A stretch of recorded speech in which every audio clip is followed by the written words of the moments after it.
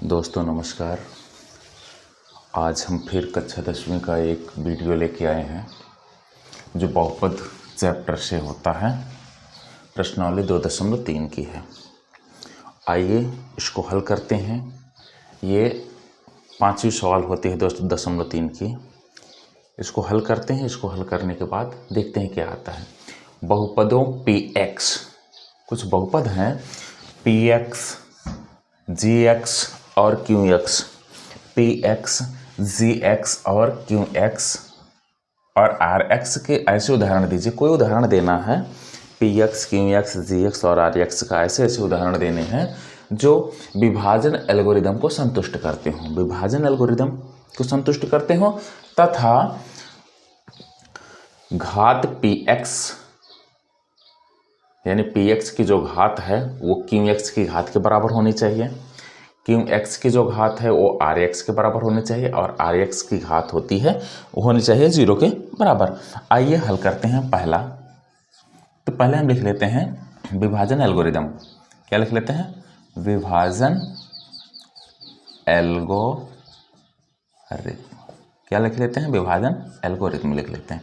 विभाजन एल्गोरिथम होता है px बराबर gx गुना qx प्लस rx। क्या होता है? rx। इतना हो गया। जब हमने लिख लिया तो हम जानते हैं कि घात जो px है वो कैसे बनेगी? घात qx प्लस घात gx और घात qx की। अगर इन दोनों का घात का आपस में गुना कर दें तो px की घात के बराबर आ जाएगा, जहाँ पर क्या होगा? घात gx जो होगी वो बड़ी होगी घात rx के। rx से घात क्या होगी? बड़ी होगी। ये था, हमने आपको बता दिया। इसके आगे आप सवालें हल करने चल रहे हैं। तो दोस्तों हम अगर px को कुछ ले लेते हैं, चलिए px को हम ले लेते हैं। px को हम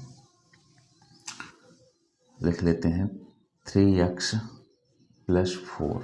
px को क्या लिख लिए? 3x plus 4। अगर हम उसमें gx का मतलब आप समझिए कि हम इसको ले लेते हैं 3 ले लेते हैं। क्या ले लेते हैं? 3। तो हमारा qx पता करना है। qx भी आना चाहिए px की घात में, यानी घात 1 आनी चाहिए। कितनी आनी चाहिए? घात 1 आनी चाहिए। अगर हम px को ये ले लिए, gx को 3 ले लिए, तो हमको क्या लेके आना है? हमको gx की घात 1 लेके आनी, qx की घात 1 लेके आनी है, क्योंकि px की घात और qx की घात सेम होनी चाहिए। तो आओ हल करते हैं, देखते हैं आता है कितना। अगर हम 3 से डिवाइड करेंगे 3x स्क्वायर प्लस 4, क्योंकि ये भी तो एक बहुपद है, इसके घात 0 की एक बहुपद है कि नहीं? देख लीजिए, क्योंकि x पावर 4 होता है 1, यानी ये भी एक बहुपद है। तो इसलिए हम gx को 3 माने हैं और px को ये माने हैं। qx हमको लेके आना है। qx की घातें क्या करनी है? 1 करना है। क्या करना है बच्चे? 1 करना है। तो देखिए 3 का गुना x से करेंगे तो 3x आएगा। ठीक है। अब देखिए यहाँ पर प्लस है तो यहाँ पर माइनस हो जाएगा, ये कट जाएगा, बगल वाला बचेगा 4 और 3 का भाग लेके जाएंगे एक बार तो आएगा 1। जो यहाँ की हुआ, क्या हुआ? px बराबर कितना? 3x plus 4, 3x plus 4। qx क्या आया? qx आया x प्लस 1 और gx कितना था? gx हमारा 3 था और rx कितना आया? rx आया हमारा 1। ये तो पहला हुआ। ये पहला हमारा हल हुआ कि हमने, देखिए हमने px की भी घात 1 है और qx की भी घात 1 है, यानी ये पहला वाला हमारा हल हुआ। अब दूसरा वाला हम हल करने की कोशिश कर रहे हैं। दूसरा वाला हम यहाँ हल करेंगे। दूसरे वाले में क्या है कि जितने क्यू एक्स की घात है उतना ही आर एक्स की घात होनी चाहिए। जितने क्यू एक्स, कोई बहुपद क्यू एक्स है, उसकी घात जितनी है आर एक्स की घात भी उतनी ही होनी चाहिए। तो चलिए लिख लेते हैं। तो होता है पी एक्स बराबर G X plus Q X plus R X. तो सबसे पहले हम देखते हैं, ध्यान देते हैं कि हमको क्या क्या लेना है। हमको ले लेना है G X, Q X, R X और पी एक्स। ये हमारा एल्गोरिदम है। सबसे पहले हम ले लेते हैं एक्स स्क्वायर, इसको ले लेते हैं एक्स स्क्वायर। अब यहाँ गुना है, गुना, इसकी जगह हम लिख लेते हैं, कोई भी ले लीजिए, दिक्कत नहीं है, कुछ भी लिख लीजिए, आपको कोई भी प्रकार की दिक्कत नहीं है। तो हम लिख लेते हैं x प्लस 1। क्या लिख लेते हैं? x प्लस 1 लिख लेते हैं। x प्लस 1 लिख लेते हैं। कितना लिख लेते हैं बच्चे? x प्लस 1 लिख लेते हैं और इसका मान लेते हैं x प्लस 2। अब इन दोनों को गुना कर लेते हैं। क्या कर लेते हैं? क्योंकि हमने क्या किया है, हमने जी एक्स एक्स स्क्वायर मान लिया, क्यू एक्स की घात बराबर होनी चाहिए और आर एक्स की घात बराबर होनी चाहिए। इसकी भी घात 1 है, इसकी भी घात 1 है। तो देखिए ध्यान से देना, इसको हल करेंगे। एक्स स्क्वायर का गुना इसमें जाएगा, एक्स क्यूब बनेगा, फिर इसका गुना एक्स स्क्वायर बनेगा, इन दोनों का आपस में गुना हो गया। इसके बाद प्लस एक्स प्लस 2, यानी ये क्या निकल के आया? ये पी एक्स निकल के आया।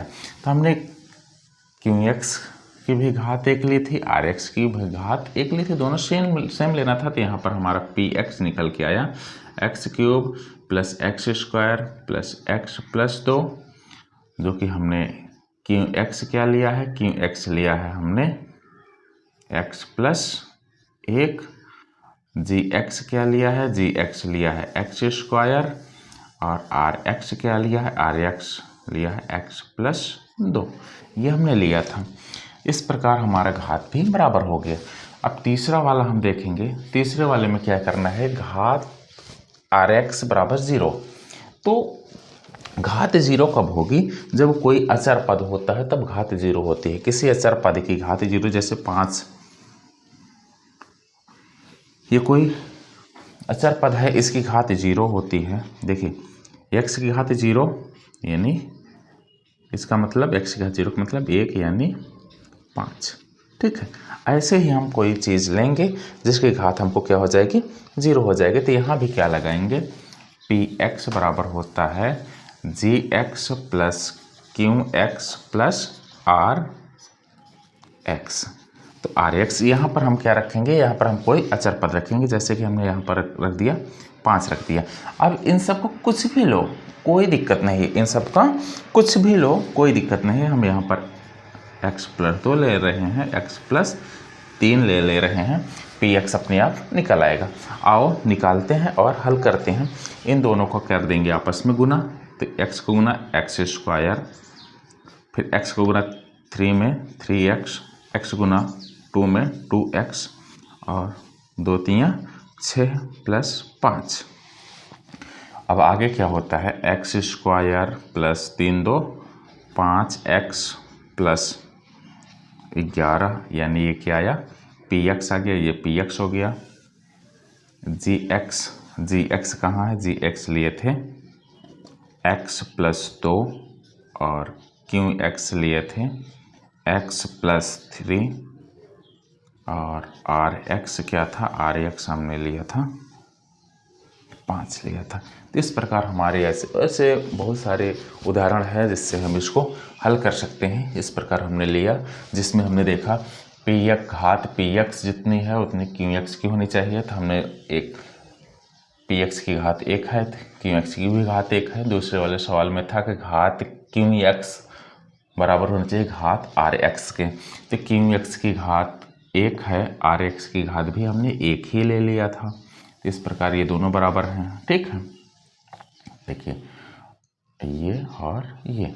वैसे हमको घात r बराबर 0, तो इसका देखिए इसकी घात 0 ही है, क्योंकि ये अक्सर बहुपद की घात 0 ही होती है, इसलिए इसको भी हमने निकाल लिया। आगे की सवालें कल से चलेंगी, चैप्टर 3 की सवालें चलेंगे, जिसमें है रैखिक